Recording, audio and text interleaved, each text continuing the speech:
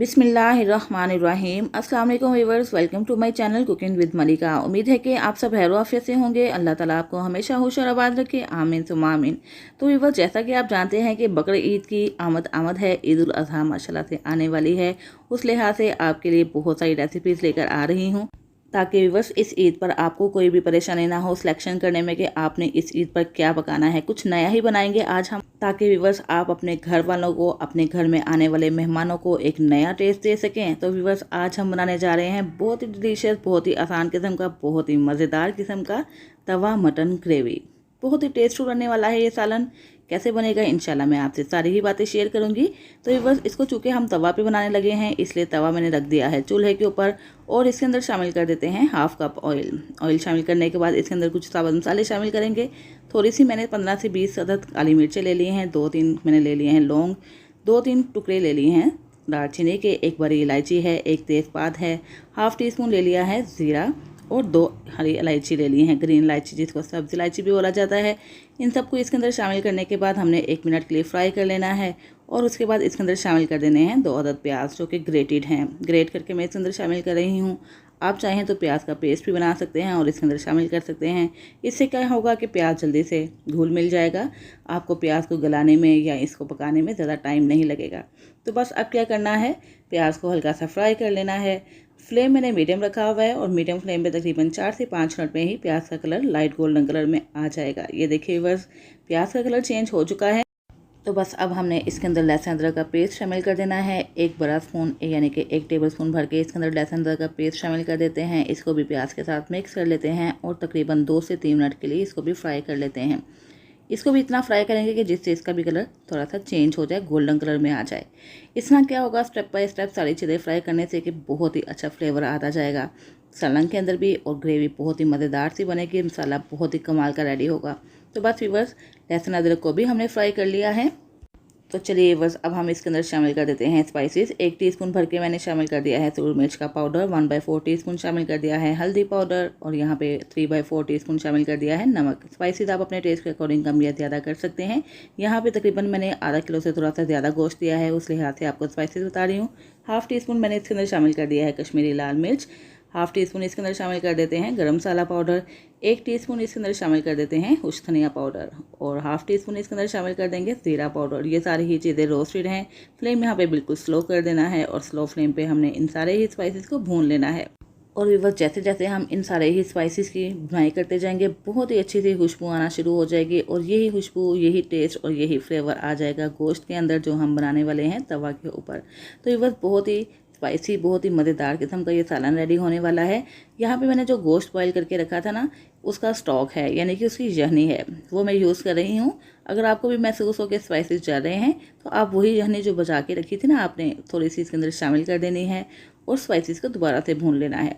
तकरीबन 4 से 5 मिनट तक हमने सारे ही मसालों को अच्छे तरीके से भून लेना है।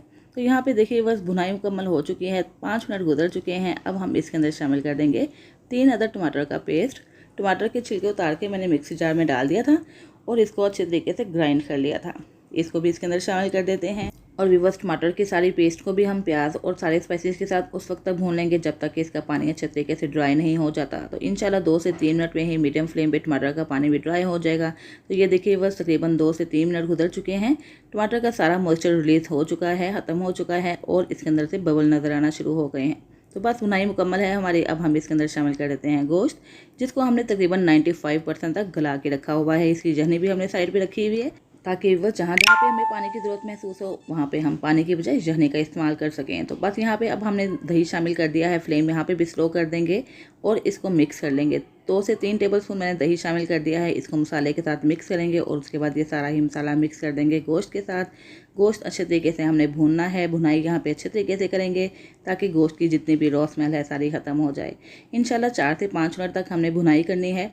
अभी फ़िलहाल मैंने फ्लेम स्लो ही रखा हुआ है। जैसे ही दही अच्छे तरीके से जज़्ब हो जाता है तो हम फ्लेम मीडियम कर देंगे और मीडियम फ्लेम पे अच्छे तरीके से गोश्त को भून लेंगे। तो देखिए वह चंद सेकंड के अंदर ही दही इसके अंदर जज़्ब हो चुका है, बिल्कुल भी नज़र नहीं आ रहा और ना ही ये फटा है। तो याद रखिए, जब भी कोई क्रीमी चीज़ ऐड करें या कोई मिल्की चीज़ ऐड करें तो फ्लेम को स्लो कर दिया करें और फ़ौरन से चम्मच चला दिया करें ताकि पुटिया ना बन पाए। और यहाँ पे बस बे लीफ मैंने निकाल लिया है क्योंकि इसका फ्लेवर सारा आ चुका है मसाले के अंदर। अब हमने भुनाई कर लेनी है 4 से 5 मिनट तक। भुनाई मुकम्मल करने के बाद इसके अंदर शामिल कर देंगे वही यखनी जो हमने बचा कर रखी हुई थी। तकरीबन 1 कप के करीब ये यखनी है। यखनी डालने के बाद आपने इसको मिक्स कर लेना है। अच्छे तरीके से मिक्स करेंगे ताकि सारा ही यखनी का फ्लेवर आ जाए गोश्त के अंदर और मसाले के अंदर। तो बस व्यूअर्स, हमने यखनी डाल के भी इसको अच्छे तरीके से मिक्स कर लिया है। थोड़ी सी हरा धनिया और हरी मिर्ची इसके ऊपर स्प्रेड कर देंगे और बस इसको कवर करके कुक कर लेंगे तकरीबन 5 से 6 मिनट के लिए, ताकि सारे ही स्पाइसेस का फ्लेवर अच्छे तरीके से आ जाए गोश्त के अंदर। तो ये लीजिए बस तकरीबन 5 मिनट गुजर चुके हैं। चेक कर लेते हैं गोश्त की क्या कंडीशन है। गोश्त तो आपको नज़र आ ही रहा है कितना टेस्टफुल लग रहा है। इसको मैं जूम करके दिखाती हूँ। तो ये देखिए बस कितना टेम्पटिंग, कितना मज़े का और कितना जल्दी बन जाने वाला तवा मटन मसाला रेडी हो चुका है।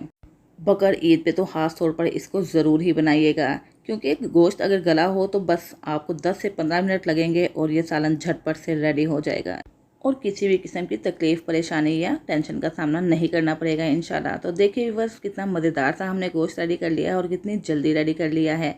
इस ईद पे आपने इस रेसिपी को ज़रूर ट्राई करना है और ट्राई करने के बाद फ़ीडबैक तो ज़रूर दीजिएगा कि जब आपने तवा के ऊपर मटन मसाला ग्रेवी बनाया तो कैसा बना है। इंशाल्लाह आपको, आपके घर वालों को और आपके घर में आ जाने वाले मेहमानों को ये डिश बेहद पसंद आएगी। इसको खाइए रोटी के साथ, नान के साथ, चपाती के साथ, और अगर तंदूरी रोटी या खमीरी रोटी भी लेंगे ना तो उसके साथ खाएंगे तो आपको बेहद मज़ा आएगा इंशाल्लाह। व्यूअर्स, आपको ये रेसिपी बेहद पसंद आएगी। इन सारे ही ट्रिक्स एंड टिप्स को आपने फॉलो करना है। रेसिपी अच्छी लगे तो लाइक और शेयर कर दीजिएगा।